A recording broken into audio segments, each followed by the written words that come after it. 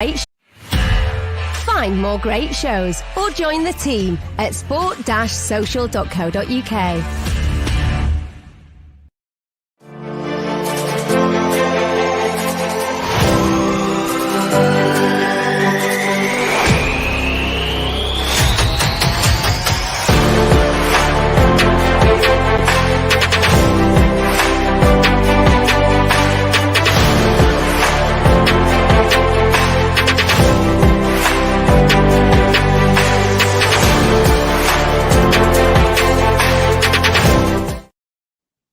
Hello, welcome back to the FPL Masterclass. It is game week 22, Rob. We have just had probably the longest double game week I can ever think of. I mean, I completely forgot that West Ham were even playing yesterday and a couple of other teams as well, like Southampton. But you know what? I'm sitting here on 85 points. I'm very, very happy. The average was, in the 40s. So for me, it was a very, very positive game week. Welcome back, guys. As always, make sure you give us a follow at TF Masterclass. Give myself a follow at Haider_Rubbani and give Rob a follow at _Rob_B. Rob, successful double game week for you? Yes, because the late gamble for me was obviously last week's show. We talked a lot about Salah and how to prepare for the exit of Mohamed Salah to the AFCON. And I was banking on keeping him for a bit. And then when I kind of looked at the way that the game week was going before the deadline, it really seemed that it was time to just do a gamble on West Ham. Why? Because West Ham got that, flash double game week kind of shoved in with the extra games. So I had Antonio, I brought in Bowen, and I brought in Kufal, and it worked. It was a huge week for West Ham. As you said, I think the differential this week were those like yourself who captained Bowen. And that was the difference really in terms of maybe getting elite points in the 70s and the 80s. And those people who maybe got good weeks, but were more in the 40s and the 50s and the 60s. We saw, as we said, the averages were down. And the idea is to beat the average. That's every week. If you're beating the average, you're doing something right. Absolutely. Looks like Shershaw also got 85. Thanks, Cohen. He's stopping by to say hi. Nice conversation on Zakaria. Yeah, guys, make sure you check out the Dennis Zakaria show that we did, why he's a good fit for Manchester United. There's some lovely visual effects that we've put into there as well, some videos we've changed it up, so we'd love for you to give that a like, subscribe, and make sure you share that to all your friends. But Rob, we're talking FPL today. Let's get your team up from last week. I'm sitting here quite smug because obviously you messaged, you watched that us in our group chat, didn't you? Saying, "Oh look, I had all the West Ham players. I got 76," and I was like, "Well, listen, I got 85 this week. It's all about the small wins." But look, we both did very, very well. My team was centered around Bowen with 42 points. He was absolutely fantastic. He could have had more goals actually if you actually watching the game yesterday. But average is 46, so quite low considering it was a double game week. I'm quite surprised. I think a lot of people genuinely forgot to change their teams. I was talking to quite a few people in my leagues and they just completely forgot the deadline. And this happens this time of the year. And they didn't double up on West Ham. But that's where really the points came, didn't they? You're looking at yourselves overall ranking of just under 3,500, in the world. So looking at your team here, look, it's really centered around Bowen and Antonio and Kufal. And look, you've done really, really well. And you're laughing really, but you took Salah out, and it's funny because you said don't burn Salah early, but you took him out. And the reason why I did that was I didn't technically burn him. I used my extra free hit because I had a free hit from the other free hit, so I had two. So I banked them. So I looked at it like that. And when the West Ham game come up, that was the only reason why I did it. Otherwise, I'd have stuck with just Salah. That's all I'd have done. And I wouldn't have really changed much more than what I'd said on last week's show. The issue for us here is that when FPL changed things in the very last minute, obviously we can't keep up to date with that with the show. We can only go live a day or two before. We try and give you guys 2 days notice. So you've actually got some time to see what happens when we say, this is what we think we're going to do. And this is how we think that the game is going to go this week. But we cannot be on the minute. We can't be. So when that West Ham extra game got added in, I looked at that and I just thought it's too good. It's too good a week. Sometimes the double game weeks don't lean in your favor. And we're going to talk about that a lot when we talk about game week 22, because this is probably one of the biggest game weeks so far for it as a double game week. But it's also one of the most complicated, because this is the kind of week where people make lots of mistakes. You were just saying there, people, the average were 44 when they forgot. I don't believe that. I think what they did was they just didn't exploit West Ham. So we did well, you did well, I did well, because we exploited West Ham in that game. I didn't want to bring in Kufal, but I decided to do it because my Chelsea players were like, well, they're not doing anything at the moment. Let's pull them out. Happy to bring in the West End players. Always about the matchup. So Bowen's done really well. Obviously, 21 points is a fantastic return. Obviously, he was my vice captain. I went with Antonio because I just thought goal scoring was more likely against those teams. And Bowen is generally the one who sets them up, isn't he? So I lean towards Antonio. So I'm not disappointed that I didn't put Bowen in it. I'd have had an extra 10 points or something like that, 20 points, and I would have been happy with that and come away with 90. But I've already had major wins across the season, so I'm okay with that. Yeah, look, you outperformed the average quite considerably. I mean, look, I was actually debating, was it Antonio or Bowen as captain? That was my big debate. And then when I looked at the recent form and it showed that Bowen had scored more goals, had more shots, more assists, and I thought, you know what, I'm going to go for him. And to be honest with you, Rob, after the first game, I was thinking, Antonio came out with more points. I was thinking, have I made the right decision? But look, it turned out really well for me in the end. Yeah. I'm just having a look at my team here as well. I bought in Reguilon, and he got me returns. Trent only got 4. Salah got a goal. I'm looking at my bench as well. Semedo, he had a really good performance. He got 8 points. So, generally speaking, the West Ham players were the ones that did help me there. But let's move on now to the fixtures coming up. So you've mentioned that you did take out your Chelsea players. So let's kind of focus on Chelsea. And why are you saying here today that Chelsea shouldn't be a team that you go for, despite the fact they have a double game week? Right. Well, it's about to get messy. So double game week coming up this week. We'll talk about selections and everything that goes with that. But also, as you can see here from this fixture list going forward, blank game weeks. Blank game weeks are killers, especially when you're talking about the top teams. So Chelsea have got a nightmare double blank game week coming up in 24 and 25. That's 2 whole weeks that if you have Chelsea players, you're going to have to bench them. You will get 0 from them. And when you look at Chelsea's 3 fixtures before those doubles, well, Manchester City, don't fancy that. Brighton and Hove Albion will be a tough game. And Tottenham, another tough game. So Chelsea's form itself, they're still obviously in the real world up there in the Premier League, but fancy football is not the real world, is it? It's about scoring points, looking at matchups and finding the players that will get you the points to win your game. So Chelsea, I look at that double game week, and again, people might look at that, and Chelsea fans, for instance, who will play the game now with their heart rather than their head, they'll go, got double game week coming up, going to get Lukaku in, going to get Mason Mount in, going to put Alonso in. That might work. You might do that. But the odds are telling you that Manchester City, Brighton, and Tottenham is not a very good triple, is it? So that's kind of the way I look at it. And when you look at the doubles, I'm going to walk people through here what they are, and then we'll kind of look at maybe the bits you can exploit. Manchester United, they're at the top of this list. This is all in order of difficulty. So United have got 5 really good games there.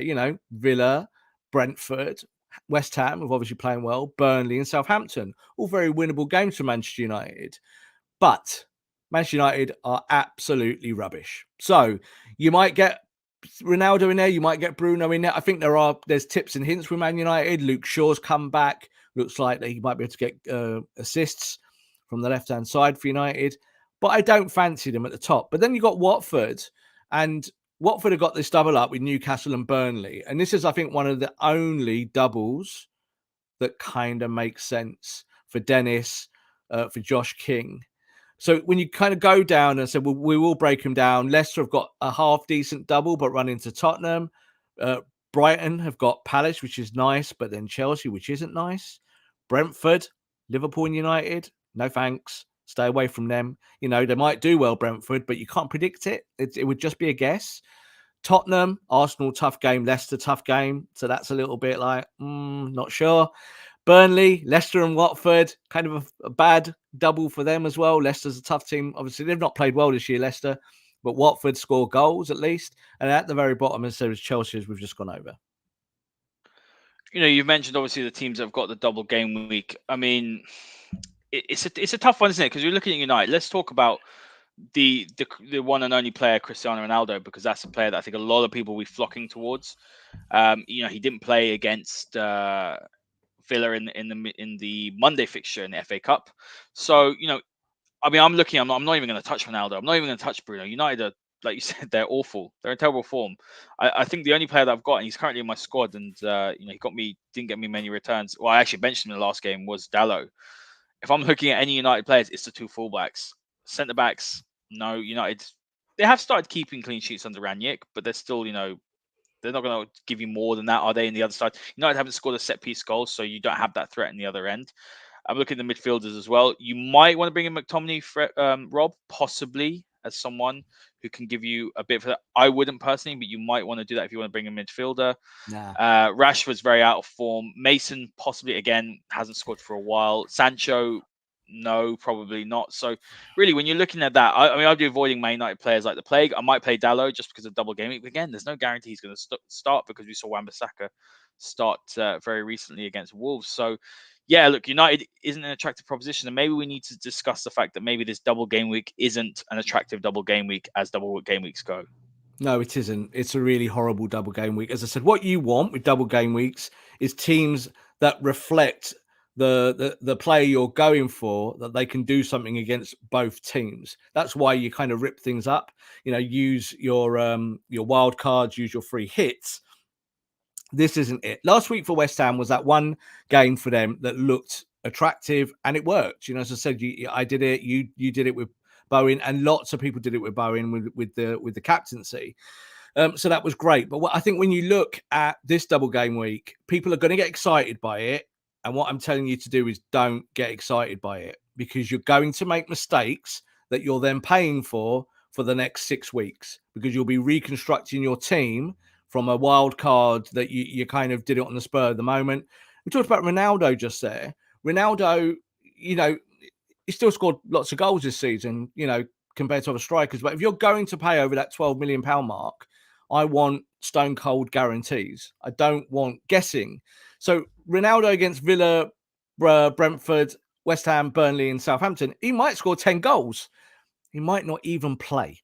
So this is the problem, is that with Ranić's system, there are definitely question marks to be said about whether Ronaldo will play all those minutes. And I think the leaning is now towards that Ronaldo might play just less and less, just slowly and slowly. Certainly if Cavani plays better, certainly if Greenwood plays better up top, if Rashford suddenly rediscovers his form, he'll be in the team. Too many variables. FPL shouldn't be a guessing game. If you're watching this show now and you're saying, well, I have to have Ronaldo for Salah, then you're doing it wrong.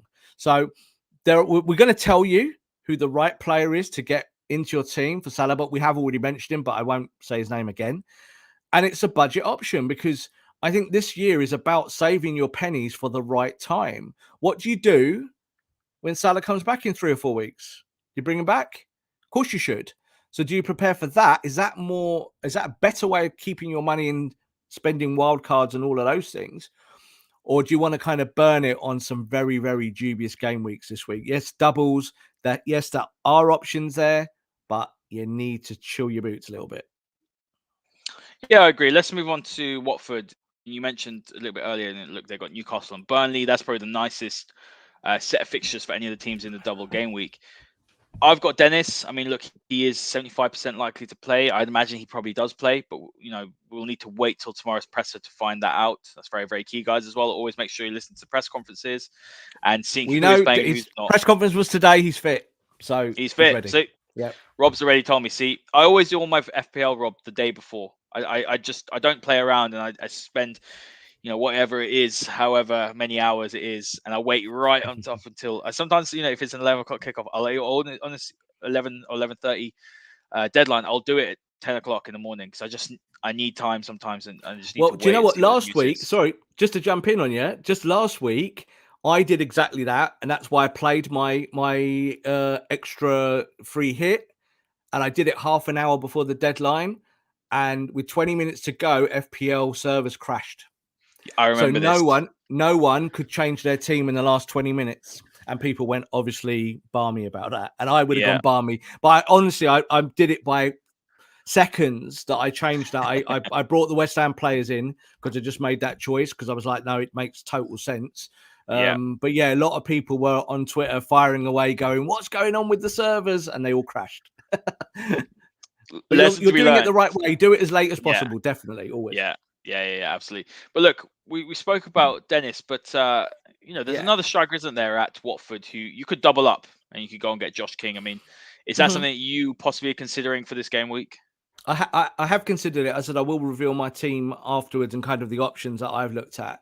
But I think it's a good option. I think especially this year, and we've seen it again where strikers have not been particularly prolific. You're not leaning too heavily on a Ronaldo or a Harry Kane or something at the moment, so that you might go that way.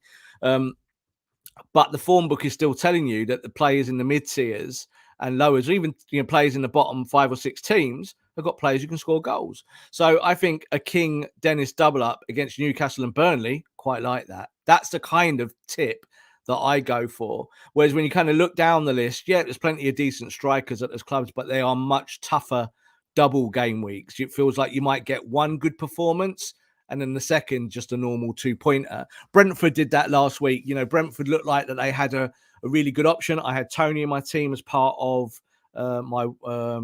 my free hit, and in the 2 games he got me 1 point. Thanks, Tony. Don't even talk to me about Tony, Rob, because he's been absolutely shocking, and he will be coming out my team this week for sure. The Tony experiment is over. Like he gave some good returns early on, but Brentford also have dropped off a cliff in terms of form. Naturally, you do see that with sides that do come up, so it's not really a surprise, and they've just had a fantastic season. But yeah, it is time to take Tony out. I mean, look, Mbumo is the one that did actually get the assist as well, didn't he? In the last game. So when we're looking at it as well, let's touch quickly on Leicester. Obviously, we'll go through your teams and different variable options in a while. But any Leicester players, they've got Spurs and they've got Burnley. Anyone that you would consider possibly, or is a good shout for Only for Maddison. transferring? Only Maddison at 6.9 million. I think Maddison is viable. Like he's had 2 or 3 really huge game weeks and hauls, and he's scoring goals, and he's kind of back to the form that got him in the England squad a couple of years ago. But it's still risk there with him. This is the thing, and this is why I've not picked him. I really did. I played around with my team. I thought about maybe using a wild card to kind of get a few players in who could then give me value in the weeks ahead. But I look at Leicester and I just think, as kind of as tempting as Burnley is, Tottenham will probably be a fairly tight game, obviously on the road as well. There's better midfielders. That's the way I look at it. It's not a case of saying that Maddison won't get points in the next 2 weeks. It's just still thinking that there are still better midfielders out there, and you can get a better midfield 5 by kind of forsaking someone at that kind of £7 million bracket. There's still plenty of value below that who you would expect to get points. Yeah, I'd agree with that. I think while they're picking up form, I would be avoiding that as well. Brighton, Rob. Neil Maupay. Surely you can't really be looking beyond him. He's someone I'm considering looking at my striking options, but they have got a blank, haven't they, in game week 24? So I know that obviously they're going to be playing 3 fixtures up until then. So essentially, it does cover up for that blank game week. But would you be thinking yes and going against the rule of obviously if they've got a blank, you wouldn't be bringing them in? Well, it's not the rule. I think what it is that it's about opportunity. So I think Maupay against Palace and Chelsea is a really good double up for him because he could score in both of those games. And I think Chelsea are not particularly as defensively savvy as they have been in recent, incarnations. And Palace is a good matchup for Brighton. It's a kind of derby match, Palace versus Brighton. It's a Eagles versus the Seagulls. It's a whole South London versus South Coast thing. So that's going to be a big match. And I think the Maupay could do well. With the blank game week, if you've got a player from Brighton, I'm all right with putting them on the bench and burying them for a week. It's just that Chelsea, if I've got 2 or 3 players from Chelsea, like 2 defenders like I've had before, I've had Alonso, Reece James, and then say a Mason Mount or other people who want to bring Lukaku in. That's not good look, is it? Because that's like 40 odd points there that you're going to potentially hemorrhage. If you're going to not have Maupay for 1 week, it's 2 points, nothing. So I think for the smaller teams, it's not as important. Whereas quite often with the bigger clubs, when they have blank game weeks, you tend to have more than one player, don't you? You have multiples. Yeah, that's a really good point. Actually, it's not like you're burning an absolute 11 million pound hole in your team, really. So yeah, that's a very fantastic point. We'll move on to Harry Kane. Son's injured, so he was actually my option. We were talking about it last week. I was thinking, when Salah does go, Son will come in. He's out now for a little bit. Are you going to take a punt on Harry Kane? They've got Arsenal, and then I believe that's Leicester. So I'm not too sure. Spurs weren't particularly good midweek. I know they rotated a little bit against Chelsea, but they've been decent in the team, to be honest, in the league, to be honest. I am not taking a punt on Harry Kane. Just simple as that. Harry Kane's been a staple of my teams for years. Goals, assists. Harry Kane looks miserable, doesn't he? You know, we've talked a lot about Marcus Rashford at Man United in recent times. Harry Kane looks like he'd rather be anywhere else. He'd rather just be on a beach, I think, with his feet up, rather than playing for Spurs anymore. He's one of our own, is he? Well, he might well be, but he's not exactly showing it, is he? So I look at that, and it doesn't mean, again, that Harry Kane won't score goals. I always try to kind of back that up because he might. So when you look at kind of Tottenham's run here, Arsenal, it's kind of a big game. Harry Kane might turn up for that. Leicester, decent game. Chelsea, decent game. So he might be turn up for all of those games, but still tougher to score against those opponents. And then you've got Southampton and Wolves. I just think, again, if you're kind of projecting and you're going to spend big money on a big player, you want guarantees every week. You want the kind of Salah feel. You want the Mane feel. You want the Trent Alexander feel. Players who just get points whoever you play against. So you've got Foden still. It kind of plays in the 7 to 8, £9 million bracket. Will Phil Foden score more points over a 5-week period than Harry Kane? At the moment, I would still say, yeah. You know, even if Foden doesn't start games, he'll come on, he'll get assists, he'll get goals. So I think that when you're looking at big players, make sure they give you the payback. So obviously, it's Kane or Ronaldo. And the question is, which one? Yeah, absolutely. Alan's got a question here, and Rob, we will talk about the you know, how we deal with the Salah question. He's asking, obviously, replacing Salah with Jota. Well, Alan, you should be having both. So that's what I'm going to say. There shouldn't be an either or. If you're doing FPL right this season, you're doubling up on both of them. It felt nice to say that, Rob. That's what you say to me all the time. But we're going to move on now. And we've got a couple of multiple options, guys. So get your questions in as well about players. We'll try and answer them. But look, the question is, you could either use your free hit this double game week. I mean, that's something we discussed off air, but I'm not going to be doing that now because I will wait for better double game weeks. You could use your wild card. You did convince me not to. Well, listen, I'm starting to listen to the show and my scores are going up. I had a couple of bad weeks before this one, and I needed this, you know, because I'd lost a lot of ground in the leagues and I've gone back up again. You know, I was above the average. So, look, you can either use your wild card, you can use your free hit, or you just replace Salah, you know, with one or two players. So what we have here is your wild card team. So you've made a couple of changes, and this is a couple of options. So I'm going to let you talk through some of those options. But you know, what have you done, and have you left, you know, sort of enough money, I suppose, for Salah to come back in? Right. Well, this is a squad projection. So what I did first of all was I just binned the whole squad. That's what I did. So I got rid of pretty much everyone and just immediately just brought back in the players that I know have done really well for me all season long. So the mainstays of that were Trent Alexander-Arnold and Cancelo in defence. Then when we kind of went from my midfield, Jota. So Jota's been on the team for ages. I think now with Salah going to the AFCON, you must have Jota in your team 100%, and you should have Jota in your team for the rest of the season. And then kind of I kept my City players there with Bernardo and Foden, because again, they'll be rotated in and out. In the front line, stuck with Antonio. Reason why I went with Antonio as captain last week, by the way, is he's the number one ICT player in the whole of FPL and has been all season long. So the stats are telling you that he's having a big effect on winning and actually doing things for his football club. And then Dennis. And Dennis has been the surprise of the season. We obviously just talked about him. So I kind of played around with it. I brought in other players, and this would be a wild card team. So kind of if I just sold everyone, it'd be like 26 points or something horrendous losing. So obviously I can't do that. But I kept Alonso and I brought in Reguilon. So kind of as a double up there. Both got double game weeks. And Lawton as well at Burnley. Last year, I only had Lawton in my team for 1 week. I just brought him for 1 week and he got something like 20 points. And that was it. And he didn't score another point for the rest of the season. And I thought it was like the steal of forever. And he's like 4.4 million, you know, last year and this year. It's just really, really clever way to get someone like him in Burnley with double game week. Then I got Maddison. I kind of drafted him in my first draft here, then kind of went off it because I don't really like Leicester's long-term options.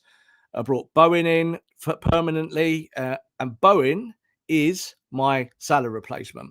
So I think when you look at it, as I said, people are going to look at Salah. They're going to bank the money, aren't they? They're going to go Ronaldo, Son. They're going to look like Harry Kane. They're always looking at premiums. And what we've told you at the start of the season to this point now is that the premiums are not doing it. So you could bring in Bruno Fernandes. That might work. But I think Bowen is in better form. West Ham are in better form than Man United. So I brought him in, and he's someone that I would like to now pursue and keep in my team. But I think when you kind of look at the front line, kind of speaks for itself. Antonio, Dennis, and Marpai. We talked about Marpai already. So this would be my kind of team for a wild card if I felt tempted. But as I've explained, I'm not tempted enough. I don't see enough points to burn a whole wild card for. Yeah, I'd agree. I mean, I think it's a really strong squad, Rob, from sort of back to front. You're looking at the points as well. It's very interesting. There's actually not really a premium player. I mean, barring obviously Trent.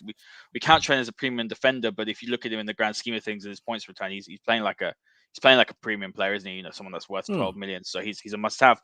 But I mean, look, it's a lot of 6s and 7s. You know, high 7s. You know, sort of million valued players.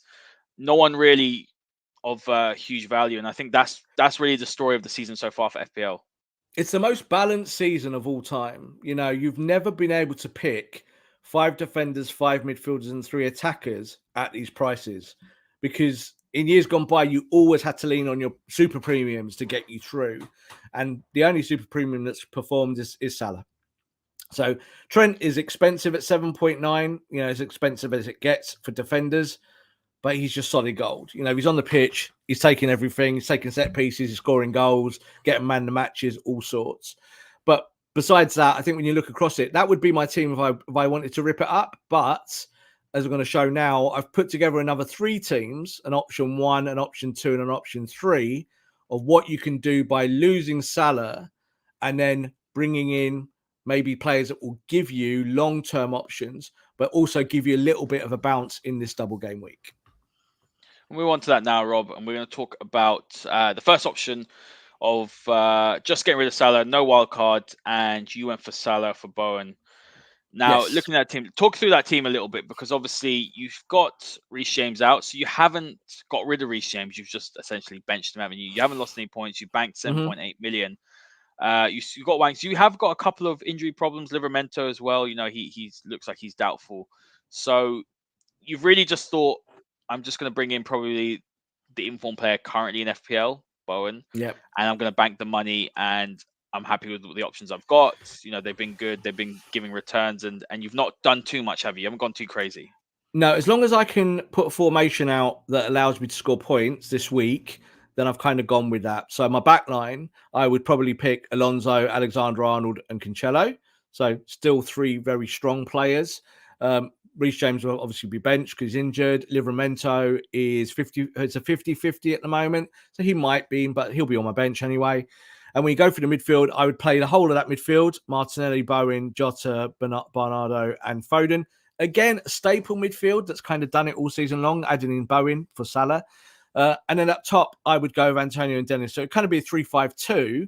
And as long as no one gets injured, as long as there's no kind of strange selections, I should be okay. And I think you have to gamble and think of it like that this week, because if you burn your wild card and you bring in players and the double game week doesn't work out, then what do you do next week? So I think that this team will carry on scoring points way beyond this double game week, just because they're strong options and strong for their teams. You know what I mean? Like someone like Dennis, good double game week option, but he's been brilliant all season long. He's been the number 1 striker in FPL. Antonio, as I said, number 1 ICT player of every position on the pitch in FPL. Bowen, you know, the trending player. You know, Alonso, the kind of player that if Chelsea doesn't keep a clean sheet, he goes and gets assists and goals, doesn't he? So you've got to think of it like that. So that is the first option that I've put up. But the big thing there is, as you said at the top, 7.8 million in the bank. What does that mean? It means that in 4 weeks' time, when Salah comes back, I can do whatever I want. You know, so you've got to. I'm not doing it to be clever to keep the money, but I don't see any options that makes me want to spend the money today. I don't go, well, you know, that 7.8 million, need Ronaldo. Because a lot of people will do that this week. A lot of people will just go, this is my chance to get Cristiano in my team. So, you know, especially United fans, obviously, who are on the hunt and want United players. And Harry Kane as well. It'd be very easy for me to say lose Antonio and sticking Kane at that price to still have a few million left over. But I don't want to do it because to me, Antonio is the more informed player. Yeah, I agree with that. I mean, look, I'm looking at your team, And I have got the Salah question this week. I have to take Tony out, Rob. It has to happen for me. I need to go. And I'm looking at Mope, and I'm looking at your team, and I have been considering Foden as well. And while it'd be great to bank the money, I think for me, like you mentioned earlier, Foden could play false nine and go and get a couple of goals and a couple of assists. You Over have to sell 2 or 3 Salah. games. You Yeah, have to sell I Salah. have to sell Salah. Yeah, it's too much. It's too much of a waste to have him sitting on my bench for 4 weeks. Totally. Yeah, totally. So that's how I'm sort of strategizing. And Tony, like if you keep Tony, he might just give you a pleasant surprise. Got double game week, and even if he's on your bench, Matt, he might be your first or second option on your bench, even your third option. You might find that there are injuries this week, as we can see in my team here, that there are people who are kind of on the peripheral, might well be, be sitting out. Someone like Trent, Foden might sit out, Dennis might sit out, Livramento might sit out. And then, of course, you got someone, a little nugget on the bench, and he might go and get you a goal and a goal. And that will be like 12 points on top of maybe performance points as well. Absolutely. And we're going to talk about the second non-wild card week. Again, look, selling Salah, which is what you have to do. And you've also sold Wang and you bought in Bowen again, and we've discussed Bowen, but Mope as well. That would take a -4 hit. Potentially this team, Rob, can give you more of a return, though. I know, obviously, you're going to be losing -4, but Mope could go and score a couple of goals, and he's very capable. He's still got 6.7 million in the bank. Yeah. So this would be an option. This is the second option of where you would burn some points. I always talk about not burning points.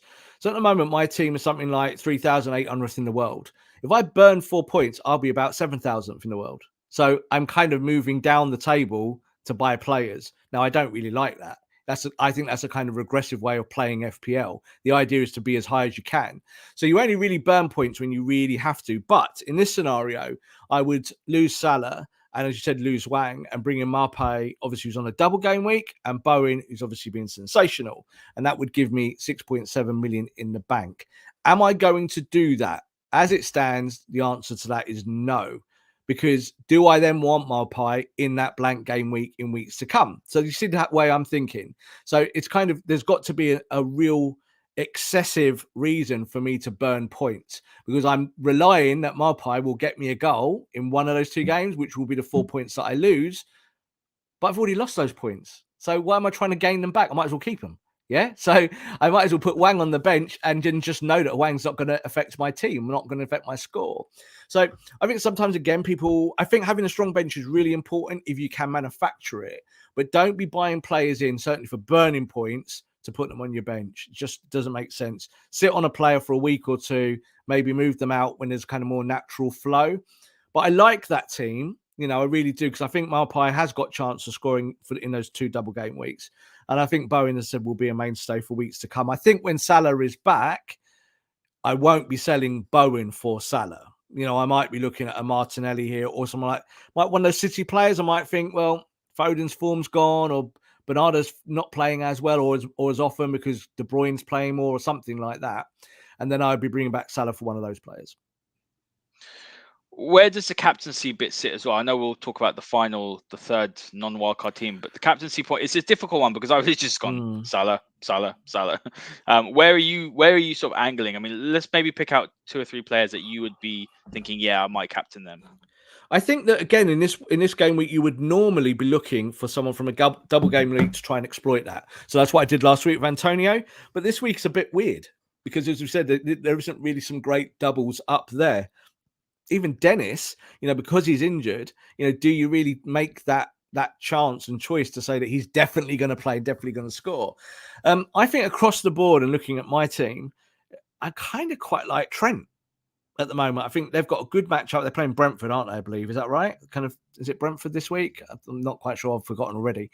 But they've got a good game week this week. And obviously Liverpool, they're going to rely, I think, on other players, obviously, while their superstars are away. So you might see that Trent might move further up into midfield or something like that. Jota is a good option as well, I think, for Liverpool. But then I think the City options, I don't captain them generally because of the rotation with Guardiola. But I think on a kind of a wild card moment, I think Dennis would be a good shout. But this week is going to be complicated. I said there's no real obvious choice to say, yep, that should be your captain. It's going to be more on feel. So last week you chose Bowen, but the truth is it's a guess. So you've got Bowen and it worked and you're happy. And that's where you roll the dice every now and then and you get what you want. But you didn't just roll the dice. You had the West Ham contingent in there. You felt that that was the calculation. That was the gamble. You got Bowen. You were rewarded for it. It could have been the other way around with Antonio. So it's always about doing it like that. It's kind of not just making a kind of big statement. As I said, people will get Ronaldo this week. And what would they do? Double game week, make Ronaldo captain. Might work. It might work. But the form book is telling you it won't work. Yeah, it's a good point. It's going to be a difficult one. Now, Salah was the one that you were like, I'm going to do it every single week. And I just gave up after about 6 weeks. Yeah. I just I'm not doing it anymore. I'm not thinking anymore. He could be captain. He scores every week. It doesn't really matter. He's only blanked out 3 game weeks, I believe, which is absolutely staggering. 3 game weeks out of what, 22 or 21. It's almost unheard of. It's Ronaldo levels, back in the day. But totally. The final team, Rob, the third non-wild card week, we've seen Salah, and now you have eventually got rid of Reece James for Bowen and Reguilon. I've got Reguilon in my team. I think he's a really good option, especially with their double game week. I know Spurs are a funny one because at times they can look like against Liverpool they looked absolutely fantastic. We saw them again in the League Cup against Chelsea, and they were awful. And whenever you ask a Conte team to play twice in a week, they struggle, and it's one of the reasons why I struggled in Europe. I'm still a big Conte fan. I still have faith in Reguilon. He'll be starting in my team this week, especially with the double game week. But again, look, it is always Bowen, then plus another. Yeah, I think that this is the one I like the most if I'm going to burn the 4 points that I was talking about, because I think Reguilon will give you long-term value. So, you lose Reece James, got no choice about that. That's 4 weeks. That's out the pan. You've got to bring someone in. You need a fullback that gets goals and assists, and that is a progressive player. That's the way I look at it. You could have added another Chelsea player in there. You could have just brought someone like Rudiger, who's been excellent in the last few weeks in FPL. I think he's up to like 4th or 5th. But of course, I've always preached the whole thing about having fullbacks. So you don't want more Chelsea players because you've got this blank game week coming up. Bowen, as we've talked about, and then it's about combinations, about how you're going to do it going forward. So would I then this week, if I brought Reguilon in, am I going to 4 at the back? Am I doing Alonso, Reguilon, Trent, and Cancelo? Well, I might do, but then it kind of ruins my midfield plans a little bit. So I might be able to play 4-4-2 and put Martinelli on the bench and then have Antonio and Dennis up top. But I always think like that. I always think about what am I using? How am I going to use it? How am I actually going to find a way? And this would be, I think, if I was really tempted to burn that 4 points, I would do it this way, and I would have 8.4 million in the bank. And that does matter as you go forward. I think definitely when you're using your wild card, there will be 1 week in the next 16 weeks or whatever it is, where it all just goes to pot. Yeah, you'll flick your phone on, and you'll have 8 injuries, and you'll be like, "Wish I had my wild card." It happens every year to everyone. And that's when it pays off to have a bit of money in the bank. And that's why every year the 10 years I've played FPL, I've always done it. I've tried to accumulate a little bit of money because it goes a really long way. 8.4 million is huge. Like, you really should be using as much money as you can. But I think with Salah coming back in potentially 2 weeks, you might only miss 2 game weeks if Egypt crash out. There's always that option of bringing him back early. But it also gives you like untold flexibility. So I don't know. There's a few kind of questions popping up here. We'll answer before we go. Yeah, but Rob, we'll answer some of these questions. I think it's a good place to start. Usman, I've gone for Ronaldo, Kane, and Dennis into strike. I'm going to let you comment on that, Rob. Well, it's okay. That's cool, and it might work. And then obviously Usman will be celebrating on Twitter. But I think it's more a case of what you're doing with the rest of your team. So, like, that's so much money to put on 2 players, and they might do it. They really might. Like Ronaldo, we know he does this. He's been awful. He's been awful at times. He's been really good at times. Kane, the same. Kane is kind of like, you're always waiting for Kane to fire, aren't you? But Dennis, I think he's now 6.1 or 6.2. Started the season off at 5.2.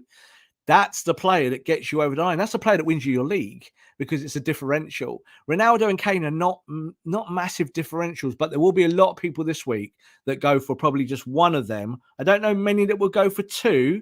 It's a big gamble, but it might be a gamble that pays off. But it's not great if your back 4 then only get you 8 points because you've got 4 players from Newcastle or something like that. You know what I mean? Or Newcastle and Burnley back 2s, and you kind of think, not so sure.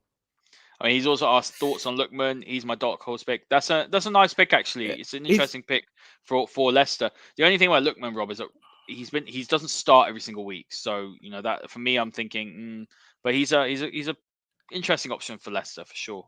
Good player, Lookman might not play. So this is the thing. I think when it leans towards players that are fringe and peripheral. So like you talked about Delo, and Delo might have given you a couple of good game weeks. But the issue I think with Delo is that he's in a battle with Wan-Bissaka. So you just really don't know. It's a toss of a coin of whether he'll even get on the pitch. So that's how I kind of do it again. When I look at my team, there always might be one or two fringe players. But if they're going to play, then I'll give it a go. So Livramento is a really like obvious option at the start of the season, 4 million, 4.1, 4.2. And it was like, well, is he even going to be in the squad? Suddenly, he just played every week and he was getting returns. So that's the way I look at it. I think Harry Kane will definitely play because Son's out. Will Ronaldo play? I'm not so sure. I'm not sat here going, Ronaldo is a stone cold, absolutely, on the nose selection for Aston Villa, because if he's still got a little bit of a knock and he did have a muscle injury, you are not going to tell a 36-year-old to play. He might even miss both games, the double game week. So then you spend all that money, 12 point whatever million on an icon who gets you 0 points and 0 points is a lot of money to waste on an icon. Well said, Rob. Sort of final word. What's your biggest tip this game week? Patience. It's kind of like my tip on football in general, isn't it? Patience. I seem to say it all the time. I sound boring. But yeah, patience, because I looked at this week last week and I thought, this is a good week. There's going to be loads of opportunity. It's a double. And then I started to dig into it. When I constructed that squad the first time, I kind of did my mock squad and I went, this is horrible. Too many players clashing against each other. Tottenham players against Leicester players, Burnley players against the wrong kind of clubs, against Watford strikers. I don't want that, because even if one lot do well, the other lot don't do well because the other lot have done well. Do you know what I mean? So it's no good having a Burnley player if Watford smash 5 past them and I get, points for Dennis and King. So that's what you have to be really careful of this week, is that you're not overly tempted by the double game week, and just know that you need to keep one of those chips back. Keep a chip back. I've still got my bench chip, and I've obviously used both of my free hits now. I used my captain hit early in the season and it fell apart. It was just, I kind of rolled the dice quite early on just to get you going. I think always the captaincy is a good one of doing it. But try and keep your January wild card, because I think there's going to be so many twists and turns with injuries and stuff.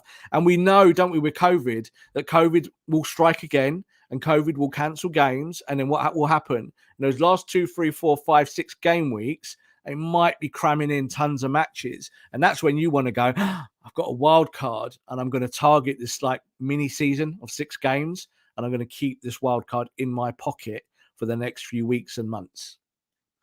Yeah, I mean, I had a really, really strong. I was going to play my bench boost a couple of weeks, maybe 2, 3 weeks ago. My bench was really, really strong, and just COVID decimated that. I mean, I'm sitting here. I've used one free hit, but I've still got a free hit.